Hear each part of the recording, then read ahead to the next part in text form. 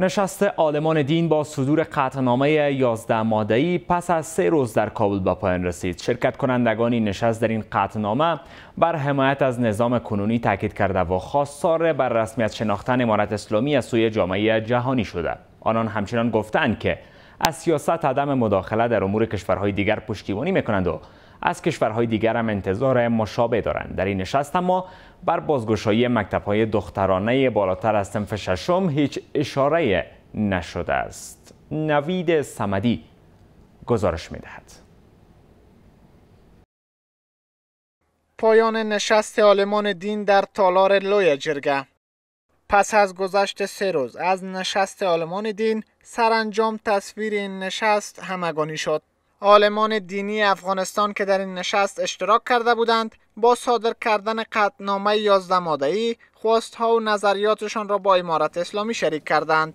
مهمترین ماده‌های این قطعنامه تأکید بر حمایت از امارت اسلامی، درخواست بر رسمیت شناختن نظام کنونی از سوی جامعه جهانی، حمایت از سیاست عدم مداخله در امور کشورهای دیگر، تأکید بر استفاده نشدن از خاک افغانستان بر ضد جهان، پشتیبانی از فرمان من کشت قاچاق مواد مخدر و همچنان برگشت چهره‌های سیاسی به کشور می باشد.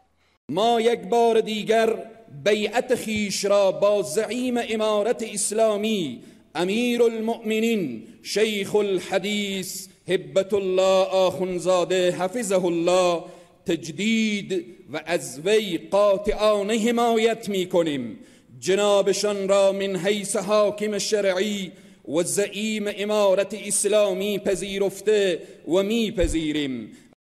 همزمان با این همه اشتراک کنندگان حمایتشان را از این قطعنامه اعلام کردند و آن را قابل قبول مردم افغانستان خواندند. چنان بر اساس تعامل بالمثل از کشورهای همسایه منطقه و جهان می طلبیم که در امور داخلی افغانستان مداخله نکرده و هیچ کسی اجازه ندهند که از خاکشان برخلاف افغانستان فعالیت نمایند. با گذشت 3 روز از نشست عالمان دین اما هیچ مورد در این قطعنامه در مورد بازگشایی مکتب‌های دخترانه بالاتر از صنف ششم اشاره نشده است. رامنځته شوی وضعیت یو فرصت وبولي خپل هیواد ته راستانه شي او د پردیو په لمسون د مغرضانه فعالیتونو څخه ډډه وکړي. در ختم این نشست هم رئیس وزیران یک بار دیگر به داشتن حجاب اسلامی و داشتن نظام اسلامی تاکید کرد. با گفته او در حال حاضر کسانی هم هستند که مخالف با حکومت اسلامی و حجاب در افغانستانند.